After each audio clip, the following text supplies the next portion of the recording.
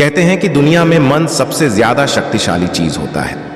अगर किसी चीज को तुम पूरे मन से चाह लो तो तुम उसे हासिल कर सकते हो।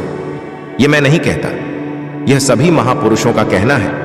लेकिन अगर यह सत्य है, यह सच है, तो हम जो अपने मन से चाहते हैं वह हमें हासिल क्यों नहीं होता है? भाई, कोई भी इंसान अपने मन में तो दुख नहीं चाहेगा, लेकिन वो रहता तो दुखी है। हर इंसान अपने मन से तो कामयाब होना चाहता है, खूब पैसा कमाना चाहता है, लेकिन फिर भी वह कामयाब नहीं होता। भला ऐसा दुनिया में कौन इंसान होगा जो अपने मन में यह चाहेगा कि मैं नाकामयाब रहूं या मैं पैसा ना कमाऊं? सोचने की बात है तो इसमें दो चीज निकलकर सामने आती है। या तो वह महापुरुष गलत थे जिन्होंने यह बात बोली कि मन से चाही हुई चीज हासिल हो जाती है, या फिर हम गलत हैं। आज की पोस्ट में मैं जो कहानी बताने वाला हूं उसमें आपको एक ऐसा मंत्र मिलेगा। उसे समझने के बाद आपको एक ऐसा मंत्र का पता चलेगा जिससे आप यह समझ पाएंगे कि अपने मन से कोई भी चीज कैसे करवाई जाती है, मन में किसी भी बात का बीज कैसे बोया जाता है। यह इस कहानी से आपको अच्छी तरह से समझ में आ जाएगा और इससे आप यह भी समझ पाएंगे कि आकर्षण का नियम, लॉ ऑफ अट्रैक्शन, कैसे काम करता है। कहानी छोटी सी है लेकिन बहुत ही गहरी है। इस कहानी को पूरा लास्ट तक देखना तो ही आप अच्छे से इस कहानी का पूरा लाभ ले पाएंगे। तो चलिए कहानी शुरू करता हूं और समझते हैं कि मन का मंत्र क्या है। एक बार की बात है, एक आदमी के जीवन में सिर्फ दुख ही दुख थे। वह जो भी काम करता उस बेचारे का वह काम पूरा ही नहीं होता। घर में आता तो घर में क्लेश बना रहता, किसी से कोई मदद मांगता तो कोई उसकी मदद नहीं करता। ऐसा लगता था कि चारों तरफ से उसके ऊपर दुख का पहाड़ टूट पड़ा है। उसे समझ नहीं आ रहा था कि मैं इन दुखों से कैसे पार पाऊं। वह दिन रात यही सोचता रहता था कि अपने दुखों से छुटकारा कैसे पाना है। इसी कारण से वह रात में सो भी नहीं पाता था। उसकी आंखों के नीचे बड़े बड़े काले घेरे बन गए थे जो इस बात का प्रतीक थे कि वह आदमी कितना दुखी है और कितना चिंतित है। कभी कभी तो उसके मन में आत्महत्या करने के भी ख्याल आते थे, लेकिन अपने परिवार की चिंता करके वह यह कदम नहीं उठा पाता। वह इतना दुखी हो गया कि उसने निर्णय किया कि वह इन दुखों से छुटकारा पाकर ही रहेगा। इसके लिए चाहे उसे कितनी ही मेहनत करनी पड़े, कुछ भी करना पड़े, चाहे अंगारों पर चलना पड़े, लेकिन इन दुखों से छुटकारा हासिल करके रहेगा। ऐसे ही एक दिन उसने अपने मित्र से पूछा कि मैं अपने जीवन को कैसे सुधारें। उसके मित्र ने उसे बताया कि तुम किसी बाबा के पास जाओ। बाबाओं के पास ऐसा मंत्र होता है जिससे सारे दुख मिट जाते हैं, जीवन खुशियों से भर जाता है और धन संपदा भी हासिल होती है। तुम किसी ऐसे बाबा को ढूंढ लो, बस तुम्हारा काम बन जाएगा। उस आदमी के मन में यह बात पूरी तरह से पक्की बैठ गई कि कोई बाबा ही मेरा दुख दूर कर सकता है, और इसीलिए उसे किसी भी बाबा के बारे में पता चलता तो वह उस बाबा के पास पहुंच जाता, उस बाबा को अपनी समस्या बताता और उससे उसका समाधान पूछता और कहता कि बाबा, मैं कुछ भी करने के लिए तैयार हूं, लेकिन मेरी इन समस्याओं से मुझे छुटकारा दिला दीजिए। आप जो कहेंगे मैं वह करूंगा, लेकिन मेरे जीवन को सुधार दीजिए। बाबा उसे कुछ टोने टोटके बताते थे करने के लिए और बदले में दान दक्षिणा ले लेते थे कि यह टोना टोटका करने के बाद तुम्हारे घर में सुख शांति बनी रहेगी। बस इस टोटके को पूरी विधि के साथ करना। वह आदमी घर लौटकर पूरी विधि के साथ टोने टोटके करने लगा, लेकिन बहुत टोने टोटके करने के बाद भी उसके जीवन में कुछ बदलाव नहीं आया। इसके विपरीत उसका जीवन और ज्यादा दुखी हो गया। जो भी बाबा उसे टोना टोटका देता था वह बदले में उससे दान दक्षिणा लेता था, जिससे उसका धन भी धीरे धीरे खत्म हो रहा था। इससे उसके जीवन में दुख और ज्यादा बढ़ गया। तब उसे लगा कि बाबाओं के पास जाने से तो मेरे जीवन में दुख कम होने की वजह बढ़ते ही जा रहे हैं। तो मुझे क्या करना चाहिए? बाबाओं के पास जाऊं या ना जाऊं? फिर एक दिन एक आदमी ने उसे बताया कि तुम अपने घर में किसी पंडित को बुलाकर हवन करवा लो। हवन होगा तो घर शुद्ध हो जाएगा, कोई भी बुरी ऊर्जा होगी घर में तो वह घर से बाहर चली जाएगी। किसी पंडित को बुलाकर पूरे विधि विधान उसे मंत्र उच्चारण कराओ, हवन कराओ, जिससे घर में सुख शांति आए। उस आदमी के मन में यह बात बैठ गई और उसने एक पंडित को अपने घर पर बुलाकर हवन करवा दिया। हवन अच्छी तरह से संपन्न हुआ। बदले में पंडित ने भी अच्छी दान दक्षिणा ली और उसके बाद वह वहां से विदा हो गया। लेकिन कुछ दिनों के बाद उस आदमी को महसूस हुआ कि उसके जीवन में अभी भी कोई बदलाव नहीं आया है। अब वह आदमी पूरी तरह से दुखी हो गया और ज्यादा परेशान हो गया। अब तो उसे लगने लगा था कि मेरे जीवन में से दुख कभी खत्म ही नहीं होंगे, और यही सोच सोच कर उस आदमी का बुरा हाल हो गया था। फिर एक दिन उसे अपने मित्र से एक ऐसे बाबा के बारे में पता चला जो समाधान बताने के लिए कोई दान दक्षिणा नहीं लेता था। उस आदमी को लगा कि यह बाबा दूसरे बाबाओं की तरह नहीं हो सकता, क्योंकि यह तो दान दक्षिणा लेता ही नहीं, और अगर दान दक्षिणा नहीं लेता तो यह सच में कोई सिद्ध बाबा होगा। और यही सोचकर वह उस बाबा के पास पहुंच जाता है। जब वह आदमी वहां पर पहुंचता है तो वह बाबा ध्यान में बैठे हुए थे। यह देखकर वह आदमी वहीं पर चुपचाप बैठकर ध्यान से बाहर आने का उनका इंतजार करने लगा। थोड़ी देर बाद बाबा ने आंखें खोली तो सामने एक दुखी और परेशान युवक को बैठे देखा। उसकी आंखों के नीचे काले घेरे देखकर ही समझ गया कि यह आदमी अपने जीवन से कितना परेशान है। उसे संबोधित करते हुए बाबा ने पूछा कि बच्चा, क्या चाहते हो? बाबा के पास क्या लेने आए हो? उस आदमी ने कहा कि बाबा, मैं अपने जीवन से बहुत परेशान हूं। मैंने इन दुखों को दूर करने के लिए बहुत सारे रास्ते अपनाए, हर वो तरकीब करके देखे जो किसी बाबा ने मुझे बताई, हर वो काम किया जो कोई भी इंसान ने मुझसे करने को कहा, लेकिन मेरे जीवन में दुखों में कोई कमी नहीं आई। बाबा, इसके विपरीत मेरे जीवन में दुखों में बढ़ोतरी हो गई है। मुझे समझ में नहीं आ रहा है कि मैं क्या करूं। कभी कभी तो मैं आत्महत्या करने की सोचता हूं, लेकिन मैं अपने परिवार की सोचकर मैं यह कदम नहीं उठाता हूं। मैंने आपके बारे में बहुत सुना है बाबा, और मैं बहुत उम्मीद के साथ आपके पास आया हूं। कृपया करके मुझे कोई ऐसा मार्ग बताएं जिससे मुझे अपने दुखों से छुटकारा मिल जाए। मैं अपने दुखों से छुटकारा पाने के लिए कुछ भी करने को तैयार हूं। आप मुझे कोई भी रास्ता बताएं, चाहे वह रास्ता कितना ही कठिन क्यों ना हो, मैं उसको पार करके रहूंगा।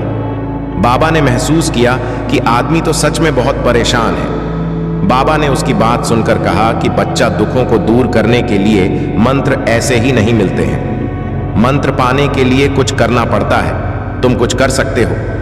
यह सुनकर पहले तो उस आदमी ने सोचा कि यह बाबा भी मुझसे दान दक्षिणा मांगेंगे, लेकिन और कोई रास्ता न पाकर उस आदमी ने कहा, बाबा, आपको जितना भी दान दक्षिणा चाहिए मैं देने के लिए तैयार हूं, लेकिन आपका मंत्र सच्चा होना चाहिए, वह पूरा होना चाहिए, उसका फल मुझे मिलना चाहिए। उसके बाद मैं आपको जो भी दान दक्षिणा लेना चाहते हो मैं आपको दे दूंगा।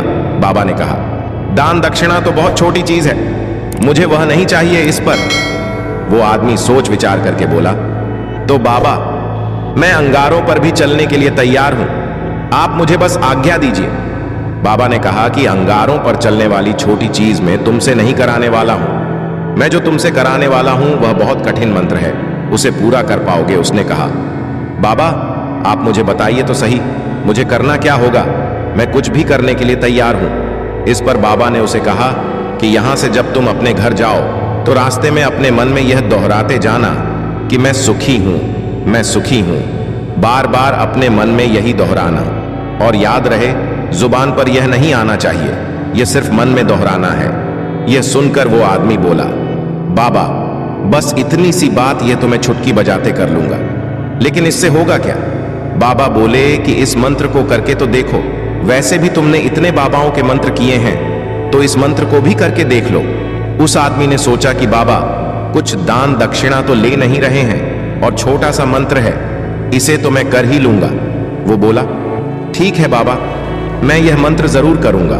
और वो आदमी यह कहकर वहां से चलने लगा, लेकिन जैसे ही वह चलने लगा, पीछे से बाबा ने बोला कि बच्चा, एक बात याद रखना, जब तुम यह मंत्र अपने मन में दोहराना तो तुम्हारे मन में बंदर के विचार नहीं आने चाहिए, बंदर का ख्याल भी नहीं आना चाहिए, तो ही यह मंत्र सिद्ध होगा।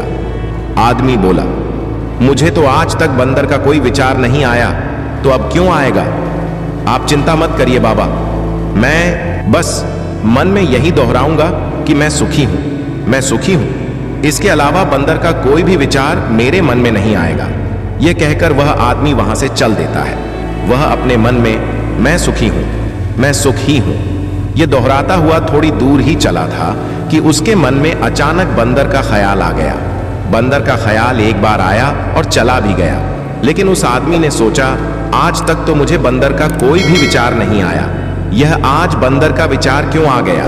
और ऐसे करके उसने उस बंदर के विचार को पकड़ लिया और यह भूल गया कि मुझे क्या मंत्र दोहराना है, और वह बंदर के बारे में सोचने लगा। जब थोड़ी देर बाद फिर से उसे होश आया तो वह फिर से अपना वही मंत्र दोहराने लगा जो बाबा ने उसे बताया था, मैं सुखी हूं, मैं सुखी हूं। लेकिन अचानक से उसे एक बंदर दिखाई दिया और यह देखकर फिर से उसके मन में बंदर का विचार उठ गया, और यह देखकर वह इस विचार को बाहर फेंकना चाहता था, और वह चाहता था कि मेरे अंदर किसी तरह से बंदर का विचार ना आए। लेकिन उसे तो सामने बंदर ही दिखाई दिया। ऐसे ही जद्दोजहद करते करते घर पर पहुंचा, और घर पर पहुंचने के बाद अपनी पत्नी को कहा कि हे बंदरिया, मुझे खाने में बंदर परोस दो। और जब उसे एहसास हुआ कि उसने क्या बोल दिया तो वह अपने बाल नोचने लगा और दीवारों में सर मारने लगा कि आज तक मुझे बंदर का कोई भी विचार नहीं आया, और आज मुझे यह क्या हो गया है कि मुझे हर जगह बंदर ही बंदर नजर आ रहे हैं। यह कैसी माया है। यही सोच सोच कर वह आदमी रात भर सो नहीं पाया। रात भर करवटें बदलते रहा और सुबह उठकर सीधे उसी बाबा के पास पहुंच गया और उसके चरणों में गिरकर कहा कि बाबा, पता नहीं क्या चमत्कार हो रहा है, आज तक मुझे बंदर का कोई विचार नहीं आया, लेकिन कल से जब से आपने मुझसे कहा कि बंदर का विचार नहीं आना चाहिए, तब से मुझे हर जगह बंदर ही बंदर नजर आ रहे हैं। उस आदमी ने कहा कि बाबा, मुझे तो आपके पीछे पेड़ पर बैठा बंदर केले खाते हुए दिखाई दे रहा है। यह हो क्या रहा है बाबा? यह सुनकर बाबा हंसने लगे। हाँ हाँ हाँ हाँ, बच्चा, मन का जाल एक ऐसा जाल है जिसे समझ पाना इतना आसान नहीं है। बंदर तो तुम्हारे रास्ते में पहले भी आते थे। जब तुम मेरे पास आए थे तो इन्हीं पेड़ों पर यह बंदर घूम रहे थे, लेकिन तब तुम्हारे ध्यान में यह बंदर नहीं था, तब तुम्हारे ध्यान में सिर्फ दुख थे।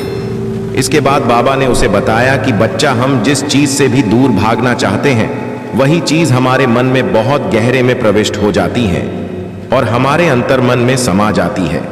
असल में हम जिस चीज से छुटकारा पाना चाहते हैं उससे छुटकारा इसीलिए पाना चाहते हैं कि वह हमारे साथ बहुत गहरे से जुड़ी हुई है, और हम जितना ही उससे छुटकारा पाना चाहते हैं वह उतनी ही गहरी हमारे मन में बैठती चली जाती है और आखिरकार हमारे अंतर्मन में छा जाती है।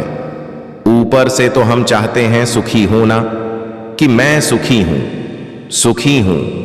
हमारे होंठ भी यही बोलते रहते हैं, लेकिन हमारे मन में दुख समाये होते हैं। हमारे विचारों में हमारे मन में दुख ही दुख दिखाई देते हैं। इसीलिए अपनी जुबान से बार बार यह बोलने से कि मैं सुखी हूं, मैं सुखी हूं, हम सुखी नहीं होंगे जब तक यह मंत्र हमारे अंतर्मन में प्रविष्ट नहीं होगा। इस पर उस आदमी ने पूछा कि बाबा, लेकिन यह मंत्र हमारे अंतर्मन में प्रविष्ट कैसे होगा? यह सुनकर बाबा ने कहा कि बच्चा, अपने दुखों से लड़ना बंद कर दो। जब तक तुम अपने दुखों को दूर करने की सोचते रहोगे तब तक वो दुख तुमसे चिपके रहेंगे, तब तक वो दुख तुम्हारे अंतर्मन पर अपना राज बनाए बैठे रहेंगे, और जिस दिन तुम उन दुखों के बारे में सोचना ही छोड़ दोगे, उन दुखों से छुटकारा ही नहीं पाना चाहोगे, उसी दिन से तुम्हारे जिंदगी से दुख गायब हो जाएंगे। क्योंकि किसी भी चीज से छुटकारा पाने के लिए हमें उस चीज के बारे में सोचना पड़ता है, और हम जितना ही उस चीज के बारे में सोचते हैं वह उतनी ही गहरी हमारे मन में प्रविष्ट होती चली जाती है। निष्कर्ष, हम अधिकतर समय दुखों के बारे में ही सोचते हैं। हम यही सोचते हैं कि हमारे जीवन में दुख है और हमें इससे छुटकारा पाना है। इसी वजह से बार बार सोचने से वो दुख हमारे अंतर्मन में प्रविष्ट हो जाते हैं और हमें एहसास भी नहीं होता। इसीलिए अगर तुम दुखों से छुटकारा पाना चाहते हो तो दुखों से छुटकारा पाने के बारे में सोचना छोड़ दो, तुम्हें दुखों से छुटकारा मिल जाएगा। अक्सर आदमी धूम्रपान छोड़ना चाहता है, शराब छोड़ना चाहता है, सुबह अपने आप से यह वादा करता है कि मैं कोई भी गलत काम नहीं करूंगा, लेकिन शाम को जब लौटता है तो नशे में चूर होकर लौटता है। ऐसा क्यों होता है? जो हम सोच रहे हैं वह पूरा कर ही नहीं पा रहे हैं। असल में हम उस चीज को बहुत ज्यादा तवज्जो दे रहे हैं, उस चीज को बहुत ज्यादा अहमियत दे रहे हैं। जब भी हम उस चीज को छोड़ने के बारे में सोचते हैं तो हम उसकी इंपॉर्टेंस यानी कि विशेषता और ज्यादा बढ़ा देते हैं। हमारा मन उस चीज के बारे में जितना ज्यादा सोचेगा, शराब या धूम्रपान छोड़ने के बारे में जितना ज्यादा सोचेगा, हमारा मन उतना ही उस चीज के पीछे ज्यादा भागेगा। हमें उस चीज से लड़ना नहीं है, बल्कि बिना सोचे गुजर जाना है। और अगर हम इस मंत्र को समझ लेते हैं तो हम अपने जीवन में जो भी पाना चाहते हैं उसे अपने अंतर्मन में डाल सकते हैं। और एक बार वो लक्ष्य हमारे अंतर्मन में बैठ जाता है तो फिर सफलता पाने में कोई समस्या नहीं आती, कोई दिक्कत नहीं आती। तो दोस्तों, कैसी लगी आपको यह कहानी, हमें कमेंट करके बताएं। यदि चैनल पर पहली बार आए हैं तो चैनल को सब्सक्राइब कर बेल आइकन प्रेस करें ताकि अगले वीडियो का नोटिफिकेशन आपको पहले मिले।